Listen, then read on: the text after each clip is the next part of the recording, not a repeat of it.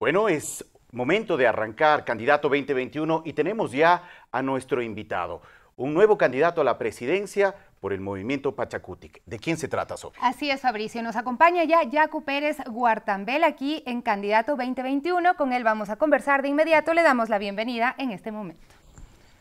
Bienvenido. Muchísimas gracias por acompañarnos. Buenos días. Por estar hoy con nosotros en Candidato 2021. Gracias, Yacu, por acompañarnos en periodismo público, en el programa Candidato 2021.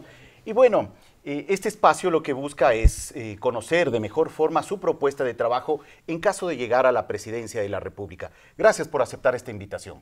Gracias a ustedes por invitar y a toda la audiencia que estará este rato conectado, pues un abrazo.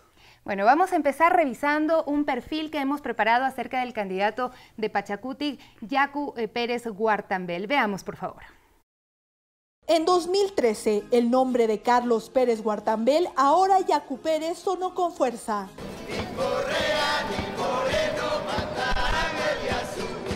Ni Correa ni Moreno matarán el Yasú.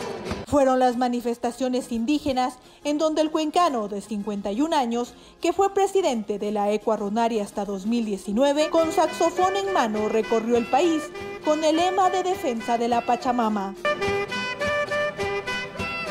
Allí conoció a Manuela Pic, un amor sellado por el matrimonio ancestral y que nació en medio de las concentraciones y manifestaciones que llevaron a la periodista franco-brasileña en 2015 a ser detenida y deportada a su país. Allí el amor se enfrió. Tenemos mucha conexión para preservar. ¿Pero qué quieres que te diga?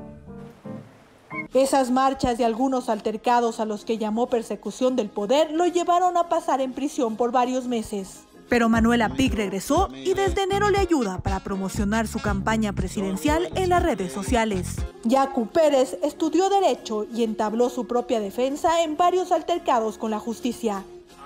En 2019 fue electo como prefecto de la SUAY, cargo al que renunció en octubre de 2020 para participar en las elecciones presidenciales. Esta es la primera vez que aspira a llegar al poder. Unos dicen que están con el pueblo, yo soy del pueblo y eso es lo que nos hace diferente entre la banca chulquera, los millonarios que explotan a los trabajadores y la corrupción, pero al menos nuestros sueños no nos han llevado. Así es que nosotros jamás privatizar el IES, jamás privatizar las empresas públicas, más bien hay que fortalecer porque eso es el patrimonio de los ecuatorianos que ni se vende ni se rinde sino se defiende. En esta campaña política su curiosa forma de ver la vida lo ha llevado en más de una ocasión a recibir críticas en las redes sociales. La minga por la vida y la naturaleza, con cero minería y defensa del agua son sus principales propuestas con las que aspira llegar al sillón de Carondelet.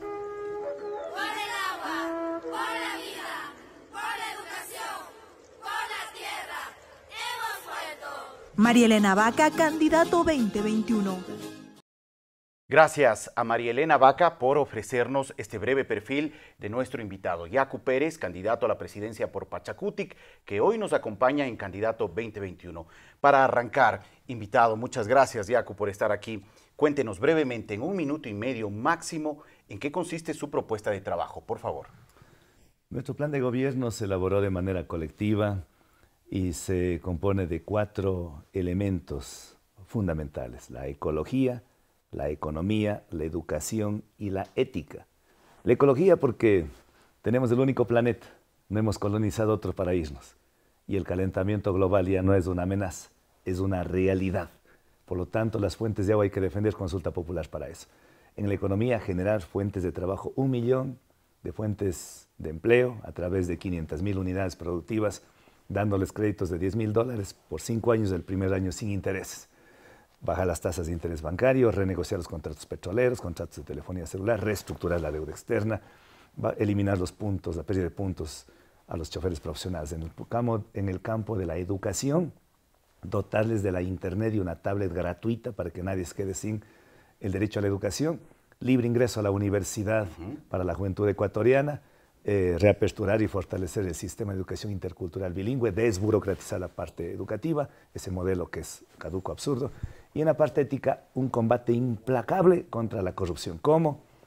reformando el Código Orgánico Integral Penal, endureciendo las penas a 40 años a quienes roban la plata de los ecuatorianos, reformando la ley de contratación pública para que no haya más direccionamientos a los amiguitos de la entrega de los contratos, entre otros. Muchísimas gracias por resumir también ese plan de campaña en un minuto aquí con Periodismo Público de Ecuador y Candidato 2021. Pero ahora vamos a ir detallando cada uno de estos elementos que usted ha mencionado a través de distintos elementos que hemos preparado en Candidato 2021. Fabricio, tenemos nuestra caja de sorpresas lista para nuestro invitado. Así es, Sofi. Bueno, en el transcurso de este programa vamos a compartir con el candidato en distintos momentos una caja que tendrá distintos elementos para poder desarrollar su propuesta de campaña con más detalle. Así que pedimos a Valentina que por favor nos traiga la caja de sorpresa y pueda ponerla en la cajita para poder pedir al candidato que saque objeto por objeto y poder hablar en torno a esos elementos. Así que, por favor, ya. Pensé que era un regalito. Puede ser al final la caja de Pandora. Que se lleve algo. Vamos sacando elemento por elemento, candidato, por favor. Ahí tenemos varios elementos, vamos a ir abordando temas Decía que distintos. estaba en Bélgica. ¿A qué le remite? A los que están prófugos de la justicia, ¿no? A los que fueron declarados por la Corte Nacional de Justicia como delincuentes por el caso Arroz Verde. La corrupción. La corrupción. ¿Qué se va a hacer frente a la corrupción, Jaco? La corrupción es una pandemia peor que la COVID-19. Si hoy estamos con un desempleo de 5 millones de hermanos ecuatorianos, 1 millón de desempleados, 1 millón de jóvenes que ni estudian ni trabajan, 1/3 de la población infantil con desnutrición crónica. Todo eso no solamente es por la pandemia de la COVID-19, es por la corrupción que se nos robaron, que fue un latrocinio, fue una cleptomanía que se dio en los 14 años. Pero esta corrupción viene de más allá también, o solamente en los últimos 14 años ha habido corrupción en el país. La corrupción ha sido un pan de cada día en el gobierno de las muñecas de trapo, con Jefes Cordero, en los negociados de Borja con la adquisición en educación, los negociados con Bucarán y Mawad y todo, pero el tema es que cuando hubieron más ingresos por las rentas petroleras en los 10 años de la década del saqueo, mientras más dinero hubo, más corrupción hubo. Y eso es lo que a uno le indigna y eso hay que cambiar en el país. Dice, robó pero hizo obras. No puede ser así. No puede ser. Hacer obras es una obligación y robar es un delito y los ecuatorianos somos honestos. ¿Qué se va a hacer para enfrentar este flagelo de la corrupción que tanto nos afecta como país? Este flagelo que es la causante de la inseguridad ciudadana, que es la causante de toda esta tragedia, hay que combatir, pero una política sin cuartel. Entonces ahí decíamos, primero hay que garantizar la independencia de la justicia, independencia interna y externa. Que nunca más el Ejecutivo vaya a cooptar a los jueces, a los fiscales, ni a través de darles carguitos, ni a través de las amenazas. ¿Qué hacer aquí en la corrupción? Yo lo que decía... Precisemos, por favor. Precisemos. Reformar el Código Orgánico Integral Penal para endurecer las penas a quienes roban el dinero de los ecuatorianos. A 40 años. Esa es una primera medida que hay que reformar en el legislativo. Segunda medida, en la parte legislativa. Ya se aprobó ventajosamente la ley de extinción de dominio, pero falta eso. Pero dicen que es inconstitucional esta ley, que tiene muchos aspectos que van en contra de la Constitución.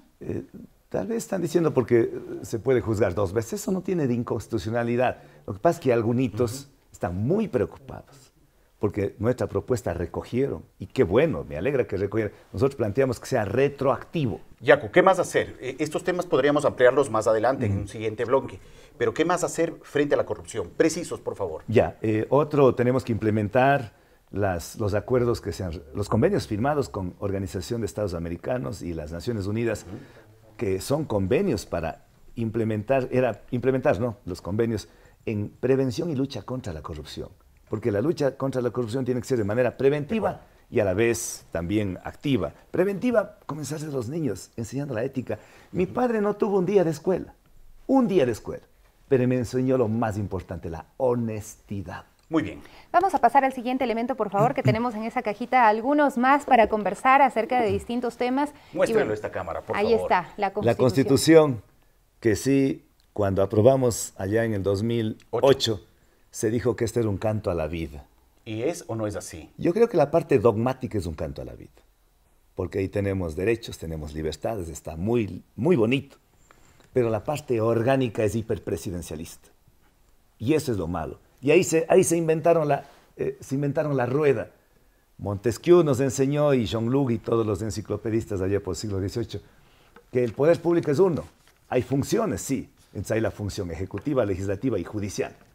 Esas tres funciones lo forman el poder público. Ahí se inventaron el cuarto poder, el quinto poder. Ahí se inventaron el Consejo de Participación Ciudadana y Control Social, que se prostituyó. Fue la alcahueta para ponerles al dedo al contralor, al procurador, al fiscal, al superintendente, y ahí pusieron a los amiguitos. ¿Para qué? Para perseguir a los adversarios y para encubrir a los corruptos que desde ese... ¿Qué va a ocurrir con esa Constitución? ¿Se va a reformar? ¿Se va a convocar una nueva Asamblea Constituyente? ¿Cuál es un poco su visión en caso de llegar a la presidencia frente a esa Constitución? Esta Constitución de los 444 artículos que tenía y que después ya fueron modificando, hay que modificarlo. En materia en la parte, como decía, la Constitución tiene dos partes, la dogmática. Si hay cómo ampliar derechos, en buena hora, pero este rato creo que no es tan importante eso. Lo más importante es la parte orgánica. Y ahí va a haber algunas reformas. Una, vía consulta popular, no Asamblea Constituyente. No, Asamblea Constituyente no, porque es mucho tiempo, mucha plata y no estamos en condiciones. Pero sí una consulta, una reforma constitucional a través de una consulta. ¿Qué elementos? Uno, reducir el número de asambleístas. De 137 puede ser a la mitad, más o menos. 2 asambleístas por provincia. Esto no elimina la representatividad, no perjudica al tema de la representación del número de habitantes de cada provincia. Sí, pero en cambio son 2 por provincia, pero además, por cada 500,000 habitantes, un asambleísta más. Entonces, pongamos el caso de Guayas. 2 asambleístas por la provincia del Guayas, más la población es de casi 3 millones del Guayas. Entonces, estamos hablando, serían 6 asambleístas más. O sea, ¿de cuántos asambleístas podríamos hablar? ¿De unos 75, 80, sí, a lo mucho? Más, unos 70 más o menos, aproximadamente. No necesitamos cantidad de asambleístas, necesitamos calidad de asambleístas. ¿Qué más reformar en esa Constitución puntualmente? Justamente lo que estuvimos criticando hace rato, el Consejo de Participación Ciudadana y Control Social. No tiene sentido su existencia. ¿Se eliminaría? Se eliminaría. ¿Quién elegiría a las autoridades de control? Tendría que volver a lo que fue antes. No es lo mejor, pero tampoco es a lo que estamos este rato atados. ¿El poder parlamentario, el poder legislativo? Claro, porque ¿quiénes están? ¿Cómo está el pueblo representado? ¿En dónde se puede reflejar el pueblo representado? En el legislativo. Ahí están desde ¿Dónde se reparten los hospitales? Bueno, pero ahí donde los partidos políticos tienen mayor incidencia. Tienen mayor incidencia, pero yo creo que ahí tiene que ser todo a la luz pública. Alrededor, o sea, no tiene que haber negociados, repartos de hospitales, reparto de cargos públicos, eso debe acabarse. Uno tiene que llegar y decirles a los asambleístas, a los bloques, poner las cartas sobre la mesa, decir, aquí tenemos esto, queremos luchar contra la corrupción. Y una de las formas de luchar contra la corrupción es reformar este código penal. ¿Ustedes tienen otra fórmula mejor que esta? Si la tienen, perfecto, discutamos. Pero nada a cambio de los votos. Yo te ofrezco este hospital, yo te ofrezco este cargo público. Así no.